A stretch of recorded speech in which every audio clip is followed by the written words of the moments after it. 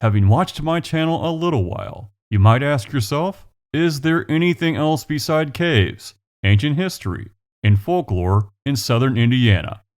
And to that I say, not only yes, but we're gonna have fun on this particular adventure. Which takes us to Santa Claus, Indiana. Yes, it is a thing, and there's a crazy story behind it. Originally called Santa Fe, it started off when the town applied for a government post office and found out there was already a Santa Fe, Indiana. There was some brainstorming involved, and someone blurted out, "How about Santa Claus?" And since no one else had a Santa Claus, Indiana, the town got its post office. You can actually visit that original post office at Santa Claus. This place is world famous for addressing every single letter written to Santa Claus in the entire world, right here in southern Indiana. Fast forward to the 1940s.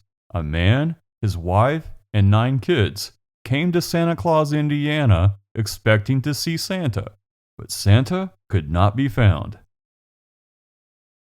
Lewis Koch decided to make a place where kids could see Santa and do Christmassy things. He called this place Santa Claus Land.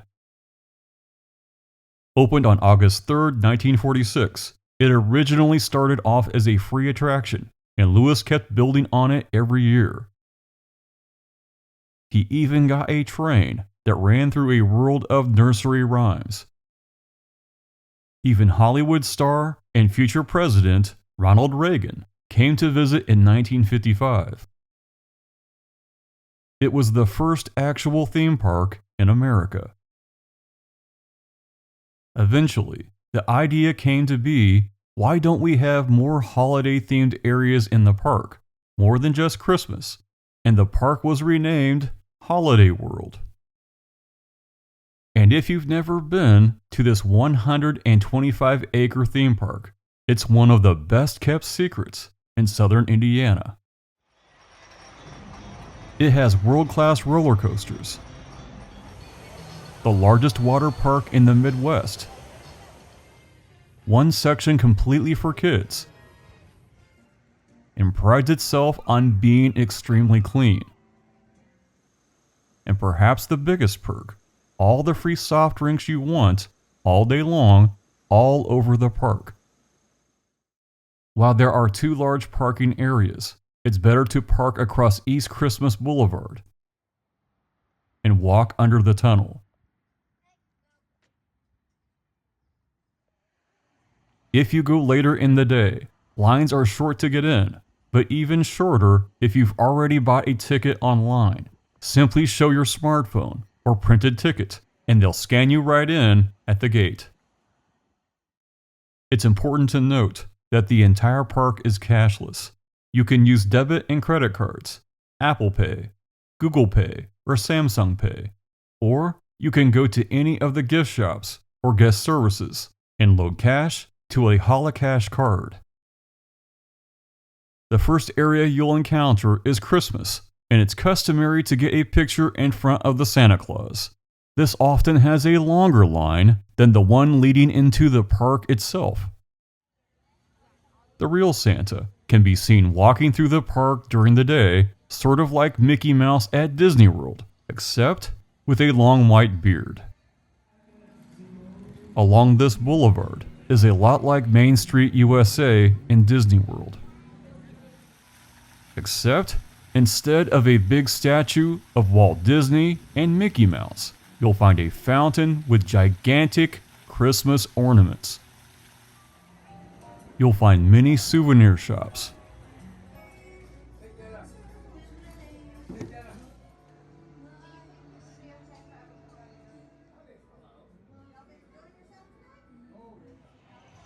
Food courts.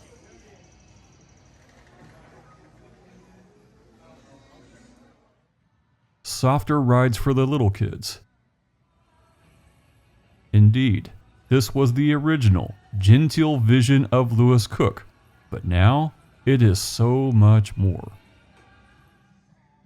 While Disney World has its Liberty Square, Holiday World has its 4th of July with patriotic themed attractions.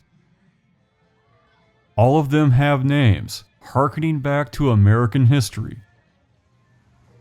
The Boston Tea Party has old-fashioned skill games where you can win prizes. In front of the Liberty Shop is the original kids train. There is a lot of old-fashioned nostalgia here. The rides in the 4th of July area are a step up from the ones offered in Christmas for very small children. And adults can participate, such as here at the Rough Riders bumper cars. Included are the Star-Spangled Carousel, the Firecracker, Eagle's Flight, the Revolution, Liberty Launch, you go right ahead. Raging Rapids was closed this year, but something else will be going in soon. That's okay, I didn't bring my wetsuit anyway. What you'll find throughout the park are conveniences, such as this family dryer, where you can dry off after getting completely soaked on a water ride. But perhaps my favorite thing here are the old-timey cars at the Lewis and Clark Trail. These are a lot like the cars at Disney World, but a whole lot larger. They are on a track and no one is going to crash, no matter how much you drive like me. Be advised, the gas pedal takes a heavy foot and there is no power steering. You are either moving or stopped. There is no in between. I guarantee, after one trip around the track, you'll definitely appreciate any vehicle you drove here.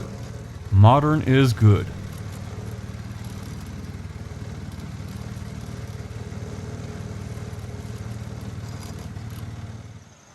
It's here that you'll encounter your first Oasis, where you can score any soft drink you want for free. Inside the Oasis are huge fans that blow ice-cold air. It both cools you off and keeps bugs out of the Oasis. But what kind of 4th of July would it be without a healthy dose of American classics?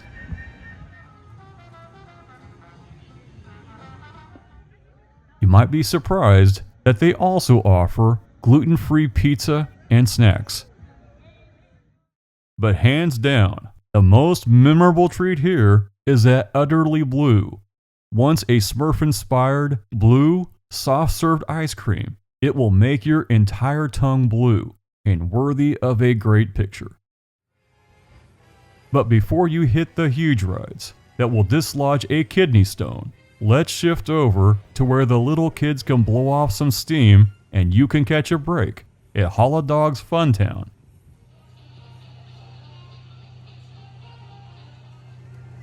The Holodog Express train takes you through Lewis Cook's original Fairy Tale Land and will give everyone a chance to rest their legs.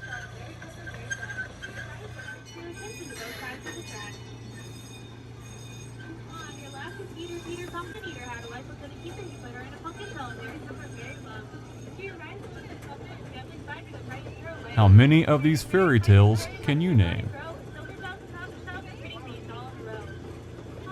Yep, you're probably as old as I am.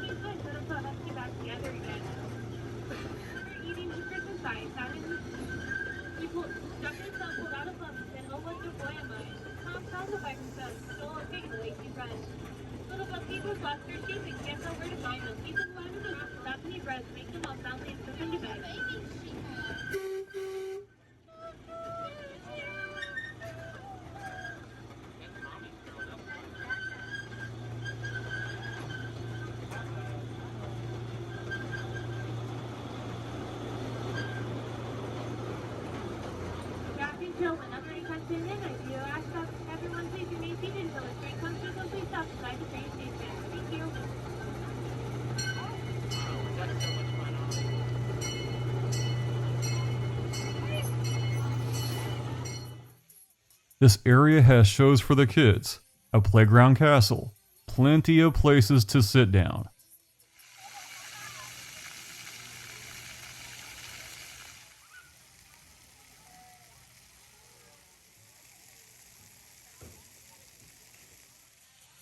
And Holodog is usually around to high-five the kids for pictures. So as we make our way to the Halloween section, we ratchet up the rides a notch. These rides are for much bigger kids and adults and include 2 world-class wooden coasters. Let's be clear here. Many people that do fine on roller coasters will toss their cookies on rides that go in circles, such as the Scarecrow Scrambler. If you are one of those people, no one wants to ride anywhere near you. Maybe you should try something else, such as the Legend roller coaster, or my favorite, the Raven. If you pick the right time of day, the lines are really short, especially when it gets hot and everyone goes to the water park. The Raven was the first big coaster at Holiday World and always reminded me of the Beast at Kings Island. It will definitely bounce you around like a toy doll. You might even feel a little violated once the ride is over. Some of these people have no idea what's about to happen to them. Holiday World policy allows no recording of this ride for safety reasons. But trust me, if you want a ride that will shake the coins right out of your pockets, this is it. At some point, you'll want to cool down, and Frightful Falls delivers. When everyone goes to the water park, you can get on about anything. And if you've been walking all over the park, this will give your legs a nice long rest while it climbs to the top. And speaking of drops, it's a pretty high one and not recommended for little kids. In fact, they must be at least a yardstick tall to ride with a guardian, or 4 feet tall to ride alone.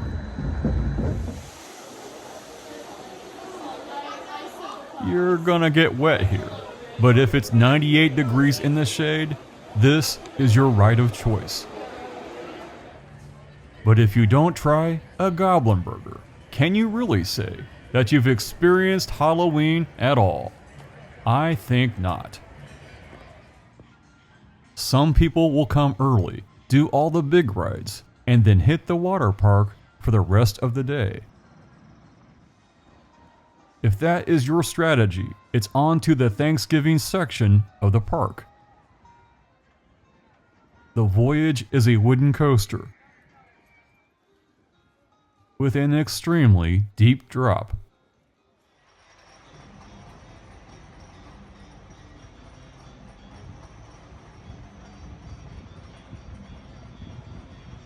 It will prove once and for all if you have good bladder control. Right across from the Voyage is the new Gobbler Getaway, the first and only dark ride in the park. If you go at the right time, the lines are short and the air conditioning is awesome. The first thing you'll encounter is an animatronic granny that tells you about the ride. It's not the least bit creepy, honest. Your goal here is to round up turkeys, not kill them mind you, but round them up. This is the Holiday World answer to Disney World's Buzz Lightyear Space Ranger Spin, except with turkeys.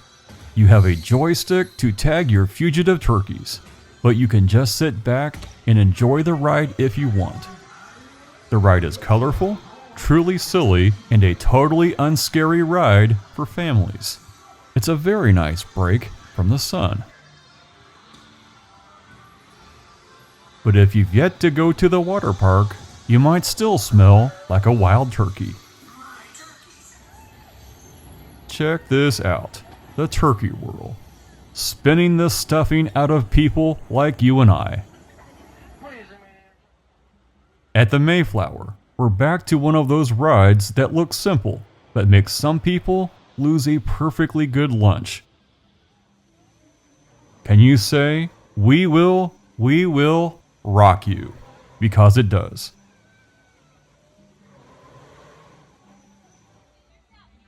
It's a great place to get your picture taken as a pilgrim, or the person who's one lunch less than when they started this ride. As you continue on through Thanksgiving, you soon realize that this is where they hid the very serious equipment. This is the place where people, without a reasonable fear of heights, test the limits of their bodily functions, starting with the crow's nest.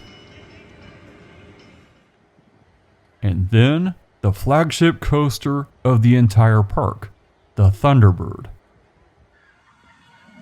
It's a steel coaster that will simulate what it's like to lose complete control of a jet airplane.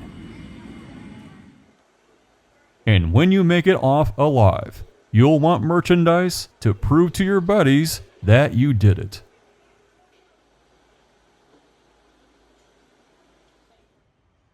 From the Thanksgiving area is a tunnel that goes under the Voyage roller coaster. It will take you to Splash and Safari, the largest water park in the Midwest. The lazy river is awesome, and they have cabanas to shield you from the sun.